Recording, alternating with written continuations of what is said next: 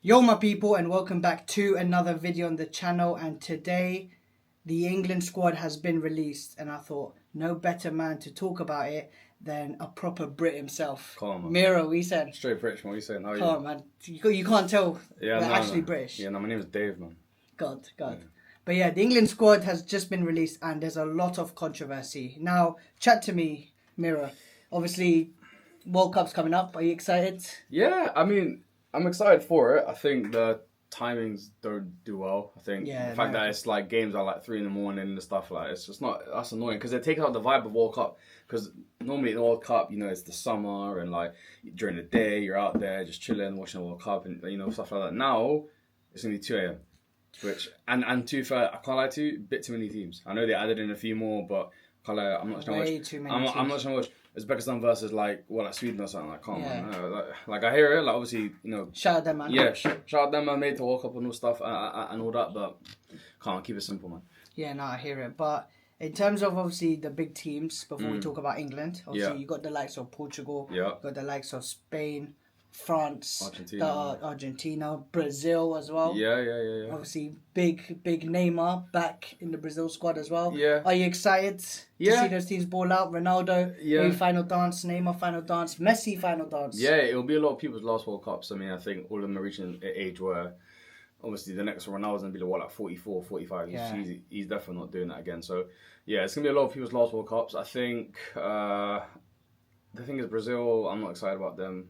I'll be real. Like they haven't been great. I mean, like their team ain't great. I mean, you can see clearly just off the fact that João Pedro wasn't in the squad, right? Yeah. Listen, again, I'm not a Chelsea fan, but I can obviously say that he's been Chelsea's probably best attacker this season. Yeah. It doesn't make sense why Carlo Ancelotti didn't pick him, but pick other players. He didn't want to pick Neymar, but ended up not picking João Pedro. And as a Chelsea fan, obviously, I'm happy in the sense where he can get some rest. Yeah. But from a personal perspective, for João Pedro, it's horror. Yeah, he's fuming. Like, someone as good as him who's got, what, 20 GA this season? Yeah, in the Prem, yeah. Come on, man. No penalties as well. And he's a penalty taker. Yeah, no, exactly. I think, it's not great. I mean, again, it'll be exciting, but I don't know. I think the fact that it's in America as well, I don't know. No, not America. America, Mexico, Canada. No, Mexico, Canada's fine. I think. Yeah, but it's like the 3 countries. I don't know about that. It's not great, but bring back the good old days. Yeah, we'll see what happens. I mean, I think Qatar was probably the best of recent memory. So. Yeah, no, that was probably one of the best. That and also South Africa. Shout 2012. 2010, sorry. That was probably like our first proper World Cup that we watched. Oh man, elite, absolutely elite. And now, obviously, England squad.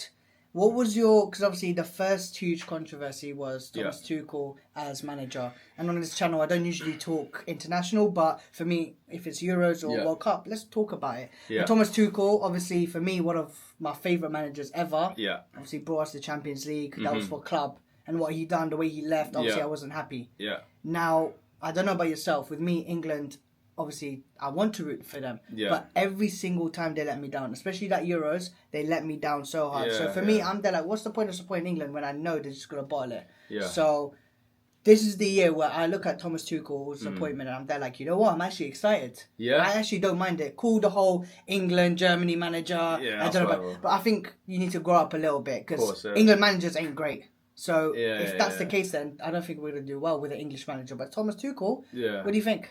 I think the football he plays ain't great, if I'm being real. He does play defensive style football. I mean, we have to be honest. So even though, he can probably take us, further down the World Cup, we can probably get to the semis-finals, but watching it, probably not going to be entertaining, if I'm being honest. It's going to be a lot of kind of defensive football, kind of last-ditch goals, stuff like that. But if there's one man to bring it home, I think, theoretically, it would have been Thomas Tuchel. Yeah, no, and the thing as well, I think England are at a point where, honestly, forget about the style of play, just get results. And, they've been... Win the World Cup. Yeah, they've been so close so far. They've been into the World Cup semis. They made it to the Euro final twice. Like, it's like they have to, get something down the line. So, in terms of play style, no. But in terms of obviously trying to get the job done, I hear it. Yeah, I hear it, absolutely. And obviously, for me, I've not been a huge fan of Gareth Southgate, especially what he did in the Euros, which was criminal in my opinion. Some people love it. I absolutely despise it. But now the big controversy comes with the England squad, which obviously I've got on the screen. We'll go through them from goalkeepers, defenders, midfielders and attackers. But let's start off with the goalkeepers. I think pretty straightforward. There's not that many to choose from, but if you're going to pick 3, I think those 3 are the correct options. Yeah, I mean, there's there's no one else to go for. Pickford, Henderson, Trafford. I mean, all makes sense. I mean, there's no English keeper that's good. So again, like he couldn't go wrong there, to be honest. Yeah, no, 100%. But if you're Thomas Tuchel, who are you picking as your number one? Oh, Pickford. Pickford. Yeah. You're still sticking. I think he's been the best. Like again, in terms of other Trafford could be better than Pickford. Henderson is probably on the same level as Pickford, if not a bit better. I just think that Pickford in the English shirt is different, and he always performs well. So I think I think in this case, start him. No, 100%. I agree. And even goalkeepers. I mean, Jordan Pickford. How many times has he saved us? He's one of them ones where, for club, even though he's decent for Everton, but when it comes to the World Cup or international football as a whole, he's a different keeper. Of course, yeah, he's a different keeper. And I always remember that World Cup where I think it was Colombia. Yeah. It was 1-1 or whatever, and he made that insane save in extra time. So again, he does have his clutch moments, and in penalty shootouts, he's decent. I mean, apart from the one in Italy, but in general, he's a decent penalty saver. So, yeah, again, you can't go wrong there, to be honest. No, 100%. But next, I mean, the three positions, defenders, midfielders, attackers, there's a lot of controversy. But I'm going to start naming them. Obviously, the defenders that Thomas Tuchel has chosen today is Reece James, Tino Livramento, Nico O'Reilly, Jed Spence, Ezri Konsa, Mark Gahey, John Stones, Jarrell Konsa, and Dan Burn. Now, all right, so let's talk about it. There's lots to go over here. So I think, listen, I'll kind of go one by one and I'll let you know my thoughts. I think James, obviously, again, without a shadow of a doubt, probably the best right back in the league this season or up there. He's probably going to start for England, so again, not mad at that. Livramento, again, not mad at that, can play both sides. Interesting, I think, as a squad player, not mad at it. Nico O'Reilly's probably been the best English left back in the league this season. So again, I'm not mad at that. Jed Spence, this is where things get a bit worried. I mean, the guy's just broken his jaw. Liam Delap absolutely uppercutted him. And so again, his jaw's broken. So I don't know how he's going to go to the World Cup with a broken jaw. But yeah, that one I'm not too sure about. Again, he can play both sides of the pitch, which again does help. But again, you have other players that can do that and are better than him. So again, I mean, as an example, Lewis Hall, you have Lewis Skelly, you have Shaw, again, there's a few other players that you probably could put in there and, kind of can do a better job at left, because again, you have Livramento that can do both. That can do both sides anyway. So again, I'm not too mad at that. Carry on from there, Ezri Konsa. I'm not mad at Ezri Konsa. I think obviously, out of all the ones that we're going to talk about, he's probably the one where I'm least mad about in terms of putting in there. Again, he's a decent defender. He's done a good job for England in recent years. I'm not too mad at it. Mark Gahey, again, he's probably England's best centre-back for being real. Again, no matter either. John Stones, probably England's second best centre-back. Yeah. That's probably going to be the pairing going into the World Cup. Yeah. The last two. Now, Jarrell Konsa, brother, I'll be so real. I don't know what he's done in Germany or anything, but I don't know what he's doing there. And Dan Burn, you got to love the guy, 6'7", can whack a header in from time to time. Fingers, it's all well and good, but those two there, no. I mean, listen, off the bat, centre back, Harry Maguire. He missed out, which again I think is a bit of a shock, because if you think about it, right, again, for United he's had a decent season, not great, but again he's been a decent player for us and has done a job for us at the back. In England, again, like Pickford, he's a different type of player. His level increases when he plays for England, and he's always done a job for that. Again, always coming up clutch with goals, with headers, or kind of flicking down headers from corners or free kicks. As an aerial threat. Because look, if you look at that team now, yes, you've got Dan Burn as an aerial threat, but he's not really he's tall. But again, there's a difference between tall and kind of aerial threat, right? Yeah. So, but I think Harry Maguire should have been there. And the other centre back, I mean, Levi Colwill, I can see. Levi Colwill, again. I'm not mad at it. I again, in terms of ability, but at the same time, the guy just came from ACL. He did, but if you saw him, he played 90 minutes against Liverpool. Yeah. Was the best centre-back on the pitch. Yeah. And also played in the FA Cup final and was again excellent. Yeah. Bear in mind, this is a 22-man squad. Yeah. You don't need him to play every minute. No, yeah. You don't need him to. Yeah. So, in terms of having that personnel to back you if anything goes wrong, you are obviously taking Colwill over Dan Burn over Kwanzaa. It's stupid not to. Yeah. And the thing is, again, you don't Kwanzaa, how many minutes do you reckon he's going to get? I mean, barely, if that. I mean, listen, we can do a quick search. I mean, I don't know what he's done in the Bundesliga this season, but he's played for Leverkusen. Doesn't even matter. I'll be honest, doesn't even matter. It probably doesn't even matter if I'm being real. It probably doesn't even matter. But, again, we would have known if he was doing bits in Bundesliga, because, again, we would have found out from social media or whatever. I've heard no shouts of him recently. So I don't know what's happened there. But, I think that defence, I think, Yeah, it's not great. I mean, listen, you have Tomori that got left out again. I hear it. He probably didn't have the best season in Serie A, whatever. Cool. But even then, I understand Serie A tax with Tomori. But for me, obviously, not picking Lewis Skelly, and again with the Arsenal tax, with him winning the league. But the thing is, he's actually a very, very good left back, and also can come into midfield. Yeah, that's the thing. So it's having obviously both positions covered. Yeah. For example, again, Kwanzaa, Dan Burn. I mean, Dan Burn can play left back, but do you want him against Lamine Yamal, Elise? Yeah, you don't. It doesn't make and sense. Lewis Hall, we're not forgetting that cameo he had against Barcelona. He locked up Lamine Yamal. That's what I'm saying. That is what you want in your England squad, and I can't believe Thomas Tuchel. And again, I wanted to back him. I wanted to, go through the World Cup defending him. How can I defend that? Because for me, I feel like he's shot himself in the foot in this aspect, let alone midfielders and attackers, which we will go through. Yeah. But for me, John Stones, I'm going to be so honest with you, a little bit washed, I think. I would have personally, I would have chosen Maguire over John Stones, but then again, you've got Kwanzaa and Dan Burn, which shouldn't be there. Jed Spence, buddy, come on. Yeah, I mean... Come on, bro. Firstly, if you're picking the Jed Spence that was posting Instagram pictures of locking up wingers, I hear it. Yeah.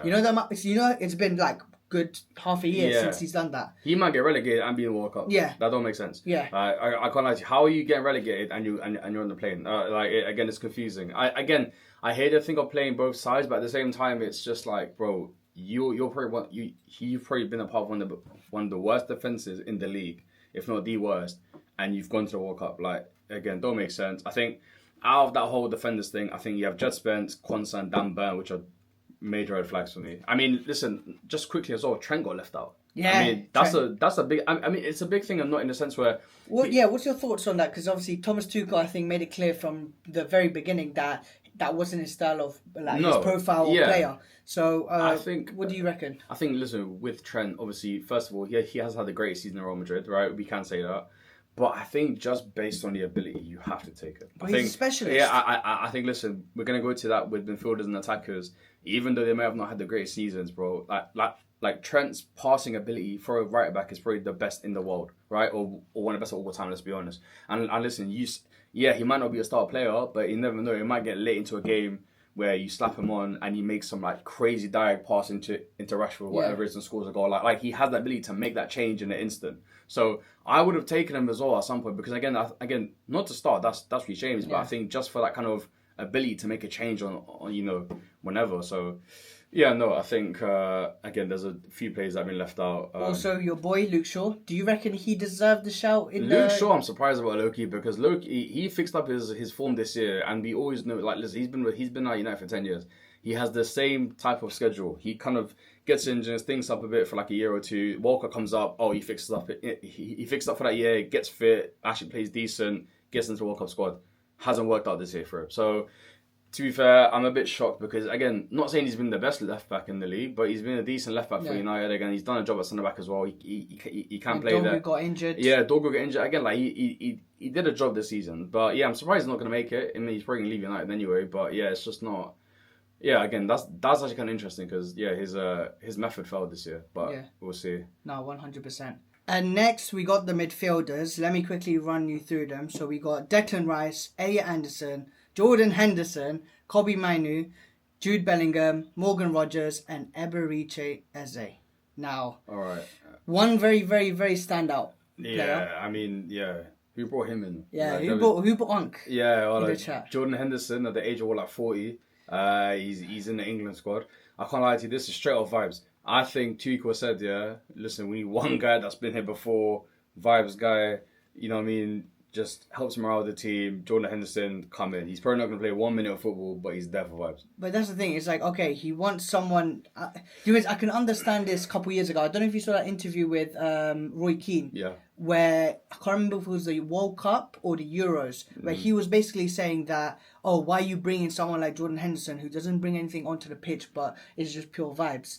I can understand it a couple of years ago where the players were a lot less experienced. Yeah. But, a lot of these players have played at the top level. Yeah. So at least, even though they're young, they still got a lot of experience. Like, for example, Declan Rice there, a lot of experience. Jude Bellingham, a lot of experience. You go to the back, I mean, John Stones, a lot of experience there. Reece James, a lot of experience. Yeah. Jordan Pickford as an England keeper, a lot of experience. So do you really need someone like him in the dressing room? Let's be real. I mean, because the thing is, right, okay, first of all, what formation is Tuchel going to play? Is he going to play what, like a 4-1-2-1-2? Was he playing 4-2-3-1? I'm going to be honest, I haven't been watching that many England games because I don't... But I would assume it would be 5-back, but I don't think he's going to go 5-back. Because the thing is, right, you got to think about how he plays. So obviously, those midfielders are based on the formation he's going to play. Yeah. So let's just say, for argument's sake, he's playing a 4-2-3-1. He needs two DMs and an attacking mid, right? Declan Rice will play the 8 and the 6. Cool. He's stuck in there. Elliot Anderson, obviously 8 and the 6. Incredible this season. Jordan Henderson, yes, 8 and the 6, but unneeded. Fries. Kobe Mainu, 8 and a 6, cool. Jude Bellingham, more of a 10. Yeah. Right, going to play in the 10. Can play in the 8, but he's more of a 10. Morgan Rogers, he's a 10/winger as well. So, fair enough. Eze, same thing, 10/winger. So, if you're looking at it proportionally, it's not terrible, but... There is a player missing that I think could have easily replaced Jordan Henderson, and that is Adam Wharton. Adam Wharton, yes, to be fair, if it does anyone to put in that midfield, it would have been Adam Wharton or Lewis Skelly if you want to put him as a midfielder. But the thing is with me, for example, obviously, for me, the midfield 2 has to be Declan Rice and Elliot Anderson. Yeah. I feel like those two, they complement each other so well. Yeah. Now, for example, if you want to take off Declan Rice, I feel like Adam Wharton would have been good. If you want to take off Elliot Anderson, obviously you got Kobe Mainu, who can do pretty much a similar role there. So, Jordan Henderson coming on. Yeah. I don't know. To me, it's not great. The thing is, I don't think he starts, man. I think he's just there for vibes. Even for vibes, I feel like it's a shot taken. You've got a lot of players that we mentioned missing out. Yeah. And again, he is one of the players that obviously got in there, which I feel like they've done the other players dirty. No, of course. I mean, listen, like, there's a bunch of players in that midfield that didn't get taken. I mean, you've got, I don't know, just think about it now. The main ones are probably attackers. But yeah, and there, I mean, listen, if you think about it, Rice makes sense, Anderson makes sense, Jordan Henderson, hell no, Kobe Mainu makes sense, Bellingham makes sense, of course. Rogers makes sense. So it's like, again, it's not a terrible option, but I do think that, the fact that Henderson's there, again, is a bit weird, and the fact that he's there doesn't make sense to me. No, 100%, I absolutely agree. But moving on to the attackers, we have Bukayo Saka, Noni Madueke, Marcus Rashford, Anthony Gordon, Ivan Toney, Harry Kane, and Ollie Watkins. There's a lot to talk about here. Oh, all right, listen. God. Obviously, do you want to kick off? Or should I kick off? No, because I already know your angle. So listen, I'll go through it just in general. I think obviously Saka, I think does make sense. I mean, in terms of England, he does perform well. Obviously, won the league with Arsenal. He might win the Champions League, God forbid, but he might win the Champions League. Madueke, I think this is the first time of Arsenal tax because I don't know what he's doing there. Yes, he's won the league, cool, but like again, same 3 thing. 3 GA all season. Yeah, it's not great. I'm not even gonna let you finish the next people. Let's stick with Madueke. Bukayo Saka, obviously, I understand what he said. That is, England's boy, etc. He is actually a good winger, even though this hasn't been his best season. Yeah. But you have to include Bukayo Saka. Yeah. Noni Madueke ahead of Cole Palmer is illegal. If you was to ask Cole Palmer 2 years ago, yo, you and Noni starting in the World Cup and you're not, he will off. Yeah, no, and again, this is the thing, right? Because Madueke hasn't had a great season. Palmer hasn't had a great season. But if you're talking about ability, Palmer should be there, right? Palmer should be there. If you're talking about clutch moments for England, forget Chelsea. Yeah, I mean, England alone. In the Euros final, Look, I'm not saying Cole Palmer should start for England. That's not what I'm saying. Because obviously I know he hasn't been great. But for me, Cole Palmer, 80th minute. We're struggling against Saudi who are playing a low block. Yeah, bring him in. What do? Yeah. We bring on Cole Palmer. I think that's brilliant. Yeah. You bring on Madueke. As an option, you think the opposition is looking at that going, oh, scary. Yeah. Come on. What was it? Shall I line him? Yeah, shall I line him? Shut up, man. Yeah. For your free GA, man. Yeah, no, again, that stinks. Madueke does make sense. Marcus Rashford does make sense. Absolutely. He's had a decent season for Barcelona this season.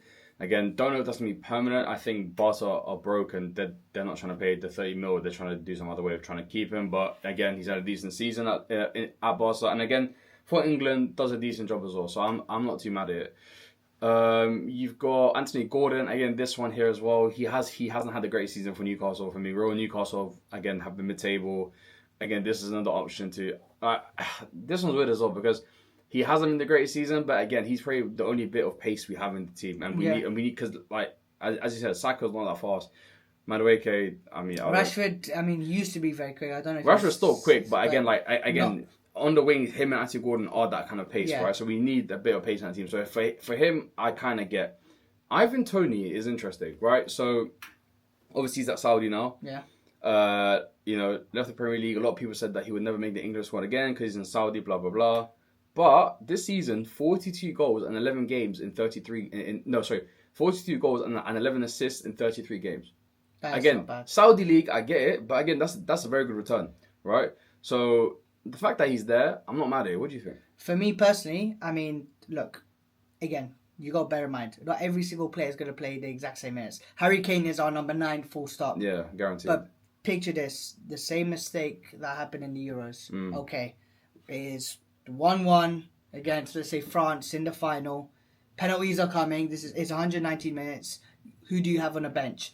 Ivan Toney is a penalty taker. You're bringing him on just for penalties. 100%, yeah. If Cole Palmer was there, you could have brought him on for penalties. These are the type of players. Look, again, they're not going to be starting strikers, but they bring something to the table. And that's why, for me, for example, I would have said bring in Trent because he brings something to the table. Yeah, apart from, and again, for me, Reece James is going to be the starting right back. But in terms of those moments, sometimes you need those moments, and that is what's so good about this England team and this England squad, because we've got so many players on the roster. Like, people were talking about the Gerrard, Scholes and Lampard era being the golden generation. This is the golden generation because we've got pretty much every position stacked. Yeah. Like, I feel like most teams, they'll have I think 70% of them will be world-class players or decent players, and then the rest will be fodder. Whereas for us, we don't have fodder. We've chosen fodder thanks to Thomas Tuchel. Yeah, it's not great. I think Tony's there. I think that's the right decision. I think, as you said, again,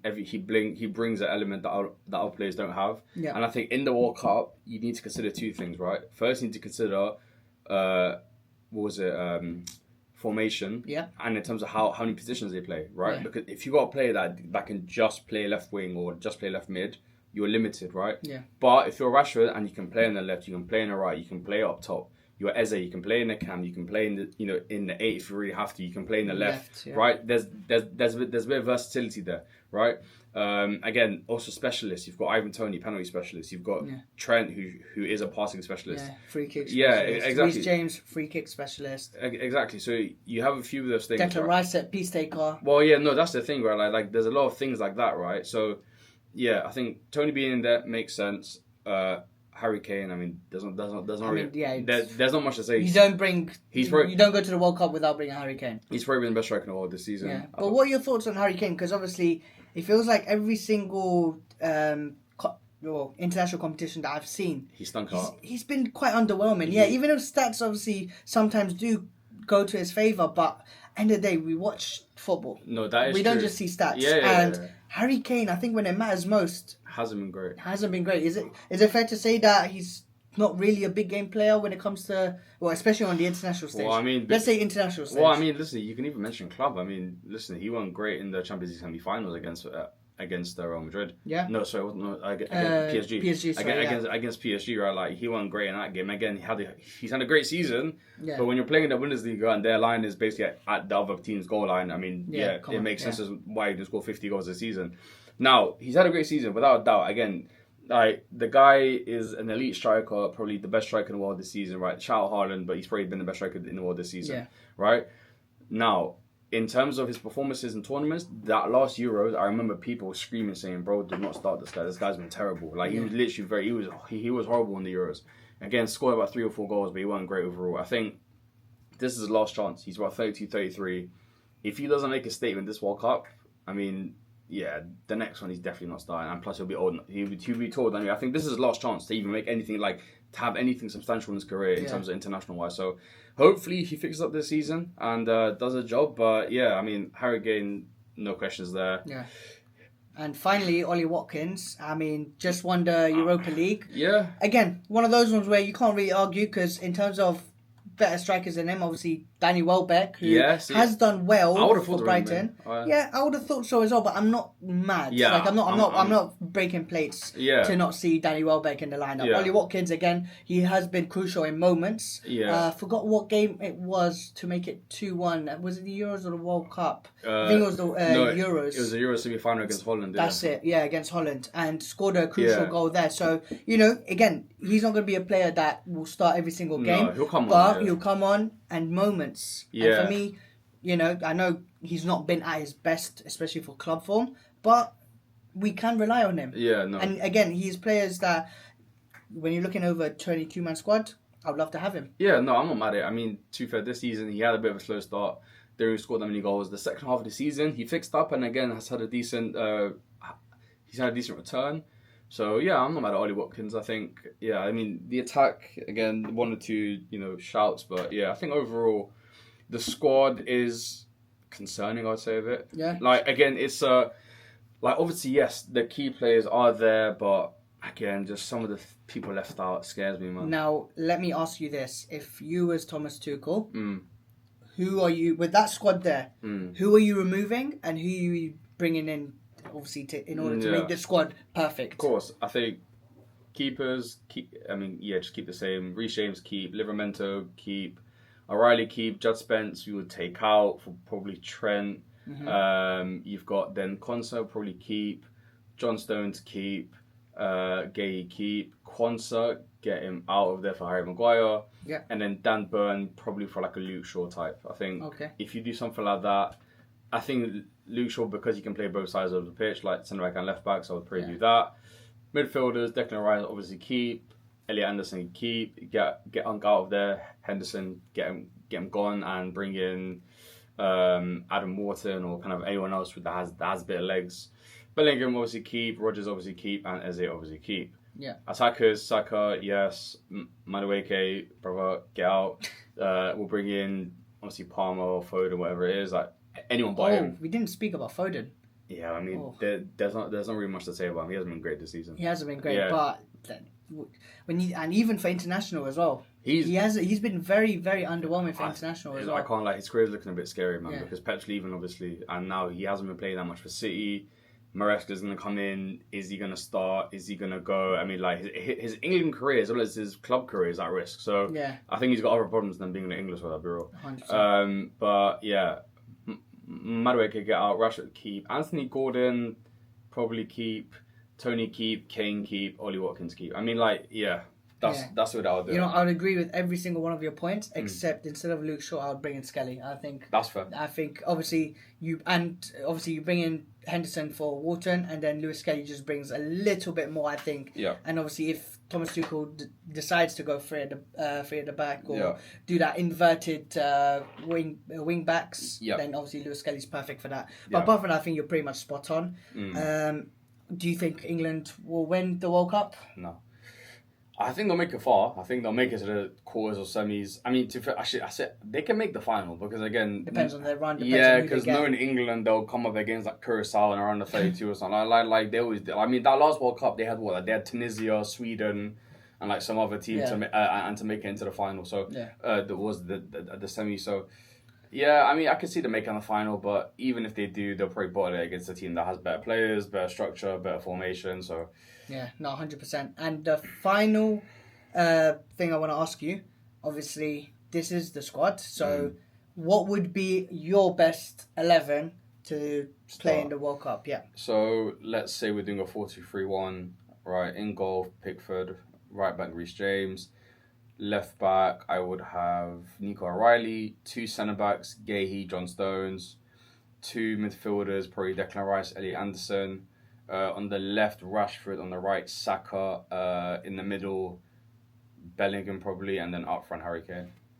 Spot on, buddy. Yeah. It's spot on. That's what I was, yeah. So, I absolutely agree. But, guys, let me know your thoughts in the comments down below. Let me know on what you agree with. What do you think of Thomas Tuchel's decisions? Do you think that he's done the right thing? Do you think England's cooked? Let me know in the comments down below. And, Tamiro, it's been a pleasure. Right. And, hopefully we'll see you around the World Cup times. Soon come. So guys, as always, like, comment, subscribe. Follow me on all my socials as well. And until next time, take care and peace.